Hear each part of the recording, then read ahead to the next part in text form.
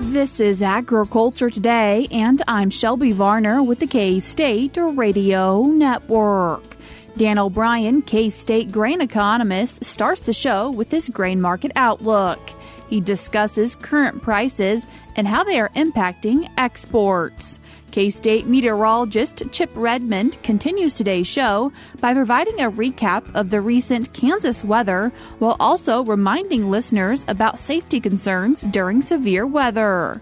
Chip continues his conversation to end the show as he shares his recommendations for getting alerted about severe weather and if he sees any in the weather forecast. That and more is coming up ahead on Agriculture Today.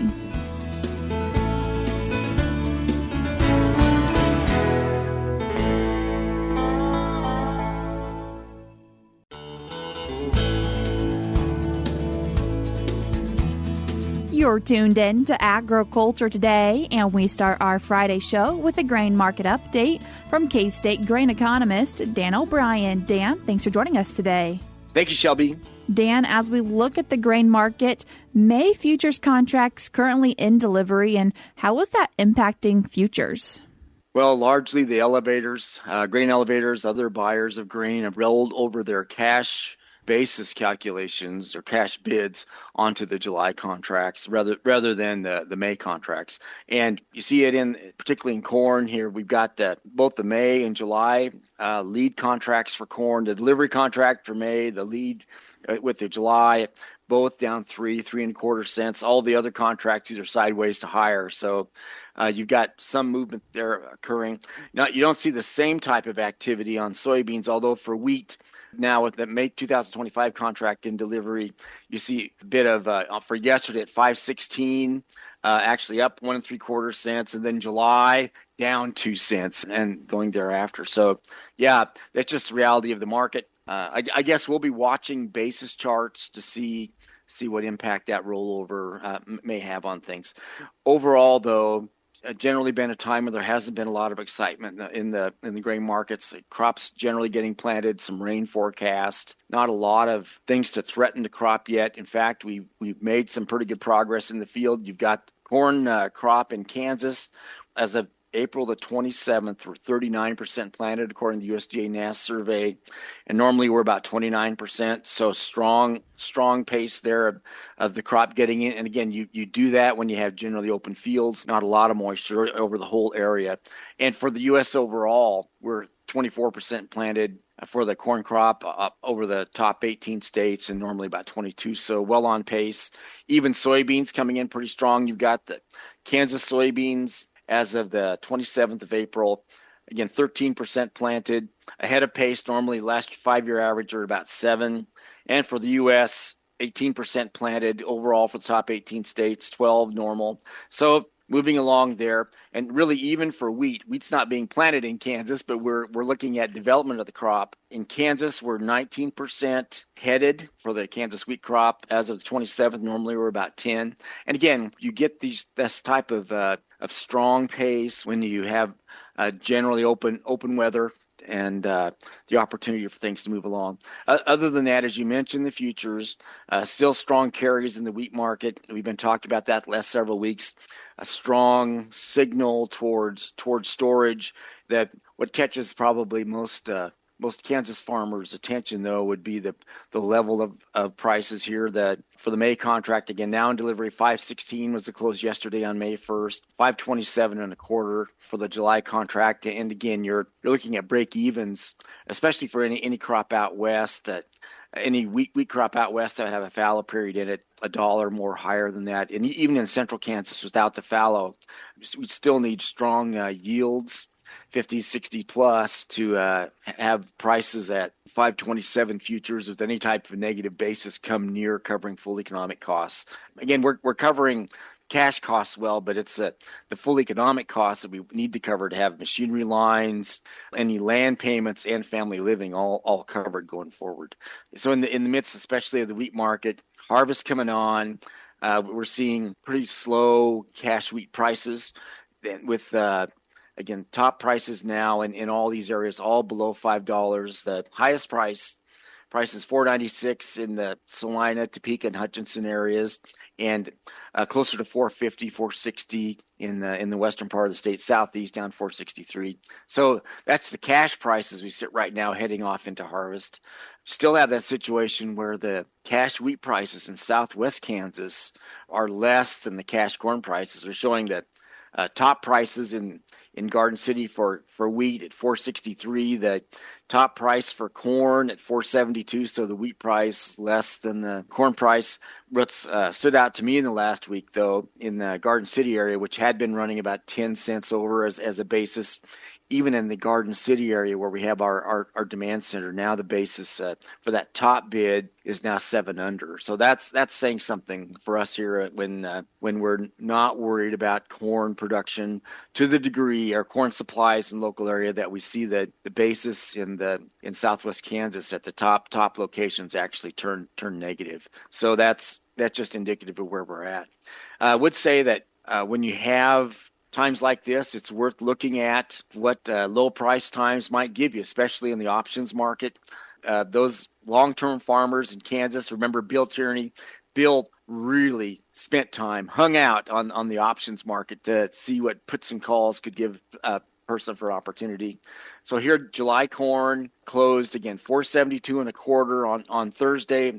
D's corn for new crop bids $4.47 and a quarter.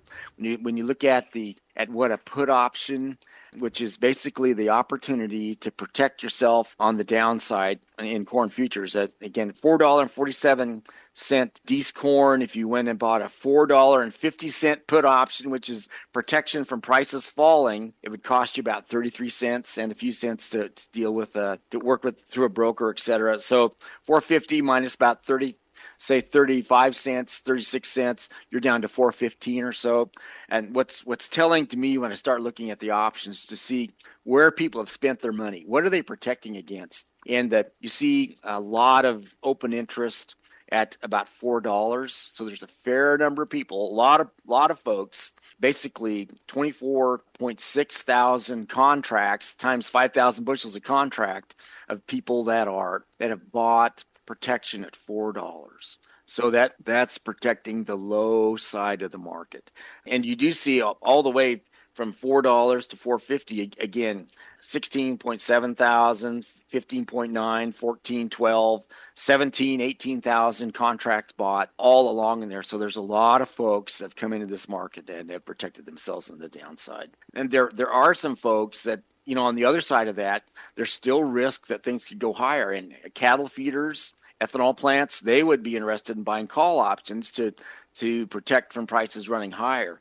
And really, if you start looking at where people have bought their risk at in these markets, it's still possible to go to $4 or below. It's still possible to go to $6 or above.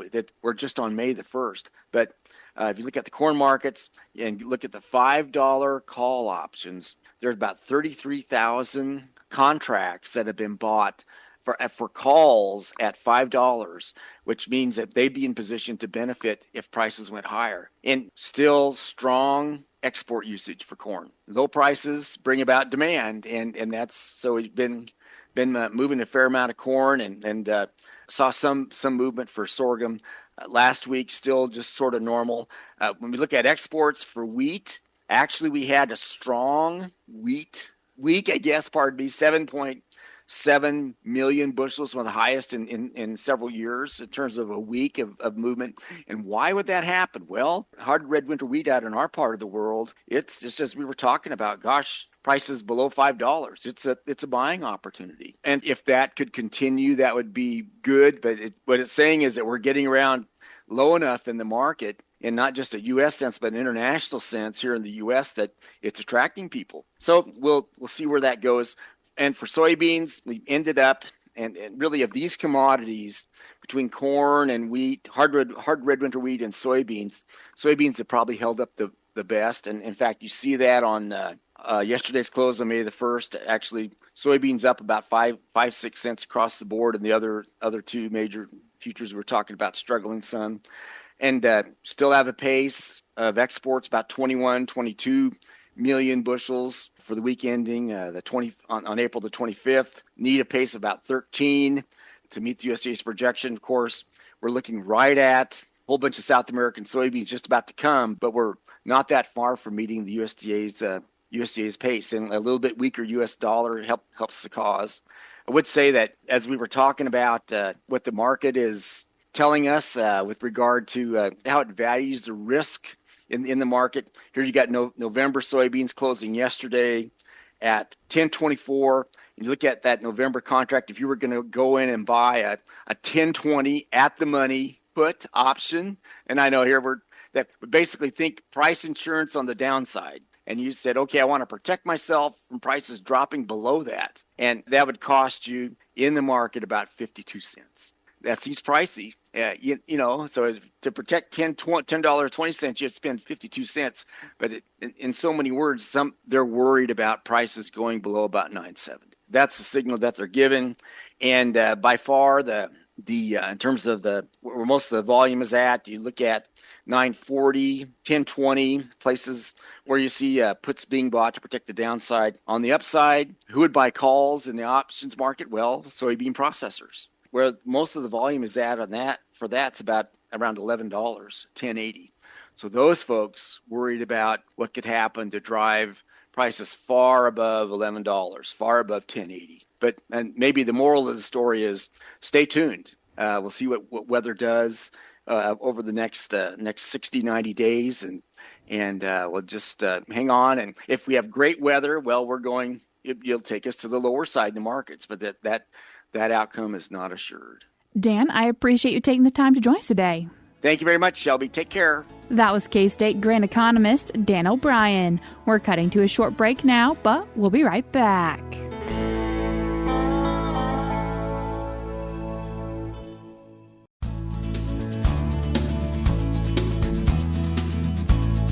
You're tuned in to Agriculture Today, and we continue our Friday show talking about the weather with K-State meteorologist Chip Redmond. Chip, thanks for joining us today. Yeah, thanks for having me. Chip, when we look at this past week, some parts of Kansas have seen quite a bit of rain. It really comes down to where you're at and how much precipitation fell and at what rate it fell to, how much was actually effective precipitation. We had two corridors, really, one in southeastern Kansas and another across the northern part of the Flint Hills from Salina north and east to just north of Kansas City there. Those two areas saw thunderstorm activity that was pretty intense over a short period of time that led to flash flooding and excessive runoff. And honestly, it rained so hard that a lot of that rainfall didn't get into the ground, unfortunately. But we were looking at totals anywhere from 2 to 3.5 inches from a storm alone. And the weekly totals, the southeast won by far with up to 4 to almost 5 inches of rain in portions of southeast Kansas. But outside of those two areas, we did have several rounds of showers and storms go through, especially in central Kansas. Some folks did get 1 to 2 inches as well, but better spread on that rainfall, not quite as intense. And obviously, in central Kansas and westward, a lot of the soils are fairly dry still. The one exception being maybe northwest Kansas, it's a little damp, and those dry soils will absorb the rainfall much better. Are there any parts of Kansas that didn't receive rain? Yeah, so there's several corridors we're still looking at. Colorado border and southwest Kansas is still missing out on the precipitation. Northeast Kansas, interestingly enough, like Hiawatha, Brown County, Nemaha County have also missed out on the rainfall this week. And then there's a bullseye in the Flint Hills around Marion County, Chase County that also avoided the precipitation. And these have been thunderstorms, so they've been very localized. The heaviest rains have not been overly widespread.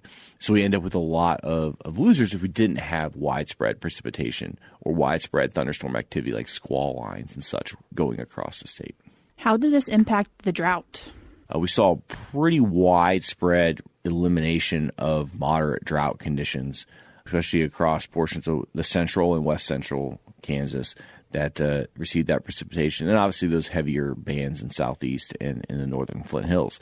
But in areas we didn't see precipitation, especially the southwestern portion of the state, we saw drought deterioration, where we went from moderate drought to severe drought in the southwest, where they're starting to build again another pretty impressive streak of precipitation lists, especially Hamilton County to Stanton County. That area has been really, really dry. They missed out on those rains earlier in the month as well earlier in April. And so we just have much longer term drought in those regions. How have our recent temperatures compared to average, or what's normal?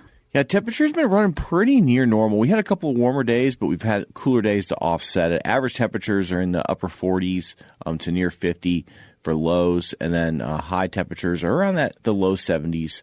And that, as a result, has been pretty close to what we've been over the last several days. But those overnight low temperatures are staying a little bit warmer, but sometimes we're still cool because of that moisture in the afternoons, and cloud covers really helped a lot too. And Chip, today, in for a little bit longer of segment, because we wanted to take some time to talk about severe weather. And before we jump into it, what technically gets classified as severe weather? Yeah, the classification of severe weather can be tricky. And we saw that this week in the Manhattan area where we had just a ton of hail. And the hail overall was small. It was pea size to dime nickel size. Anything over an inch is considered severe because that will produce damage. But anything less isn't. And so we had that much hail in Manhattan, but it was all less than an inch. And so it really wasn't classified as severe hail, although it still had impacts. It defoliates trees, can damage siding. I know a lot of folks had their screens broken out in their houses. And it can also lead to flooding, too, where it can cause dams of ice. So hail overall this season has been a little bit above normal. And I think a lot of that's just because we see a lot more reports from hail nowadays than we did, say, 20 years ago, just because there's more people. But anything an inch or greater in diameter is considered to be severe. So as we move forward, hail typically peaks in May. We average around 150, 160 hail reports in the month of May. And put that in consideration, so far we're running about 80 to 90 hail reports. I say about because it just depends on the day. Sometimes we add old hail reports after the event so far this year. So we almost double our hail on an annual basis in May alone. When we think about severe weather and we think about Kansas, tornadoes, and can you explain to us a little bit of the science of how we actually create a tornado? Well, let's think about severe weather. So tornadoes are another component of severe weather. And so far, we had two over the last 2 weeks. We had one in southeast Kansas in Cherokee County that did damage. Then we had another brief, it was classified as a tornado in Pottawatomie County, just east of Bellevue this week with the thunderstorm event on Monday. That brought the total to 4 tornadoes thus far this year. At the beginning of May, we should have around 10 tornadoes.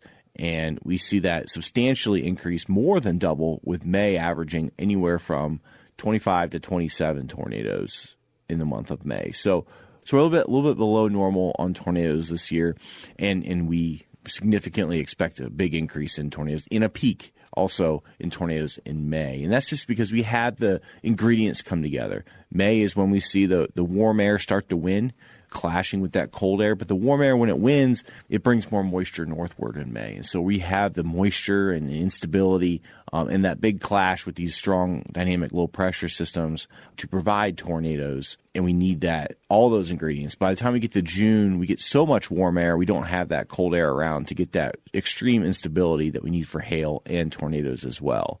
And so we see less occurrences of tornadoes when we get into June and onward. But I will say June is the peak for wind. And we are running a little bit above average in wind right now with about 70 reports of wind in the state.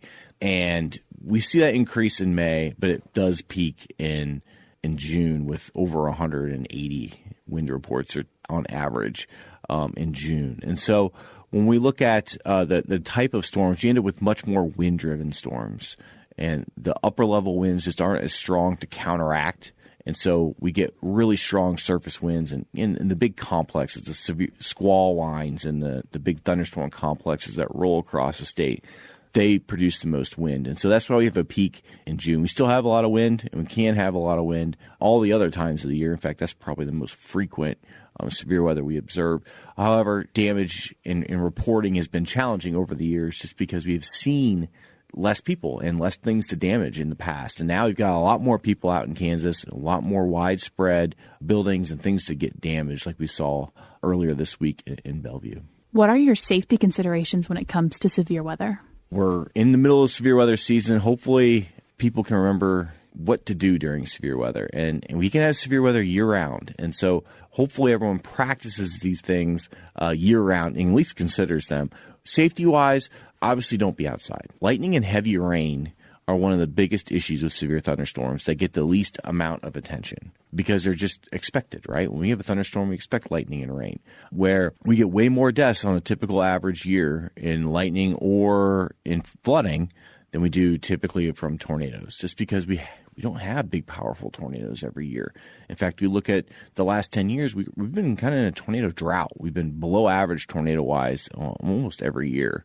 And so when we think about those things, getting to shelter, getting out of the outdoors is the number one concern. And when you get inside, depending on what the extremeness of the event, if it's just a thunderstorm, inside's good enough. Stay away from windows, stay away from corded things that can carry electricity through the power system. I'd say the phone system, but that's not really a problem anymore. But also through the water system. Water's a really great conductor. It's one of the best conductors of electricity. So don't shower, try to avoid doing dishes, that kind of stuff during thunderstorms. And then if we start looking at the more extreme events like strong winds, big hail, we can have hail. We just saw hail this week up to 3 inches in diameter. That's big enough that it can go through windows and be it can hurt you badly.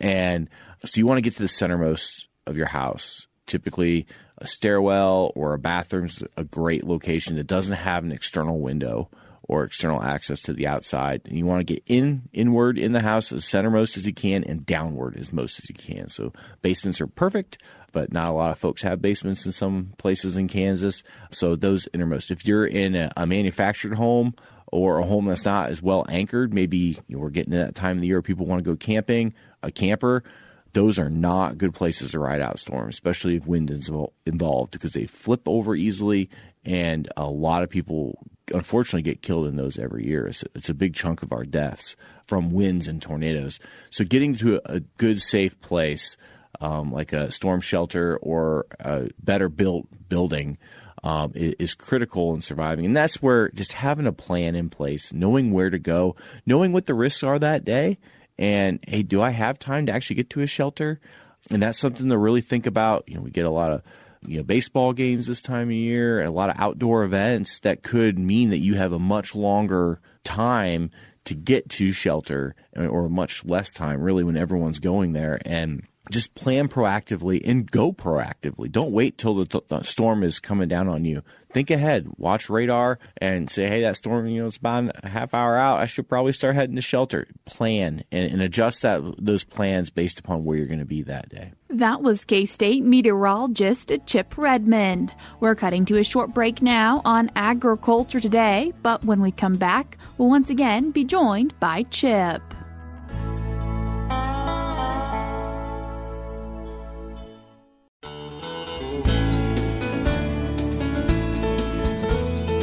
You're tuned back into Agriculture Today, and we conclude our Friday show by continuing our conversation with K-State meteorologist Chip Redmond.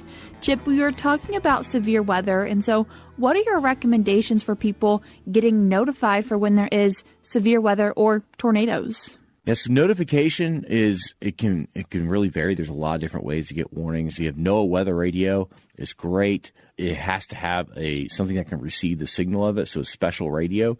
But having that NOAA weather radio is one aspect, and you can get mobile ones that travel with you, or a base unit you can plug in. They're only about $30. Your cell phone does work. It gets alerts through the wireless emergency alert system, so make sure your cell phone has those notifications turned on. Amber Alerts and various other alerts sometimes get people kind of desensitized to that, and they tend to turn it off. Remember, make sure it's on.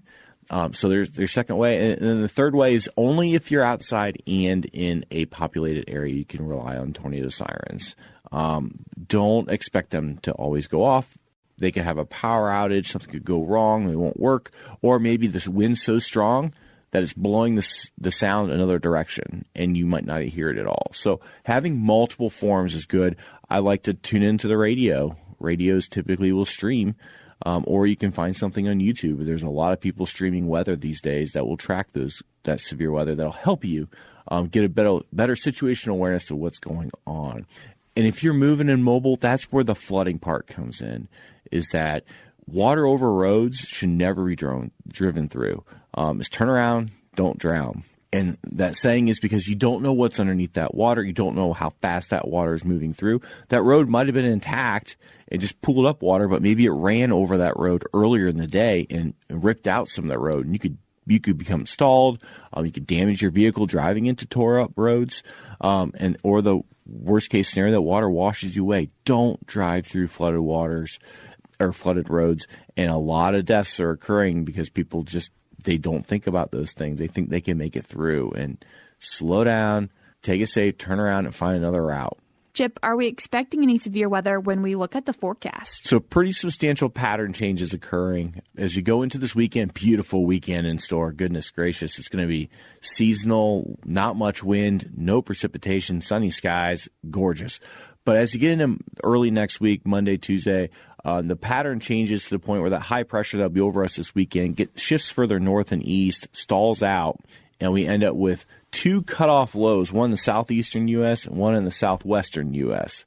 That one in the southwest is going to move Gulf moisture northward, and we're going to have almost daily, maybe even twice daily, rounds of thunderstorms going to develop off the higher terrain in Colorado and New Mexico and move eastward across western Kansas and into central Kansas. I think by the time they reach eastern Kansas, most of the time they're going to fall apart. That high pressure will weaken them. But we're looking at 6-7 rounds of thunderstorms throughout the week next week and continuing almost to the weekend. That's going to bring, granted, thunderstorms again, isolated areas of heavy rain. But my hope is that once we average that all out over the week, everyone in western Kansas and central Kansas will receive rain and potentially could receive a lot of rain. So a really favorable pattern for precipitation. Temperatures will be in check. They'll be around average, maybe even a little bit cooler than average with the cloud cover and the rainfall and the moisture. But this is also one of the things that I start thinking about as we get it later into May. When this pattern does break down, and these patterns are hard to forecast how they break down and when, and so that can result to some forecast uncertainty getting into middle of late May. But if we do open the door for heat, we have to be thinking about livestock because with all that moisture in western Kansas, we may see an increase in heat potential loss because of the humidity. So something to think about. Overall favorable weather pattern for the state to receive moisture through the next week. Chip, I appreciate you taking the time to join us. Yep, thanks for having me. That was K-State meteorologist Chip Redmond. You can find out more information about the weather by going to mesonet.ksu.edu. That's all we have for you this week on Agriculture Today, but we'll be back with more for you on Monday.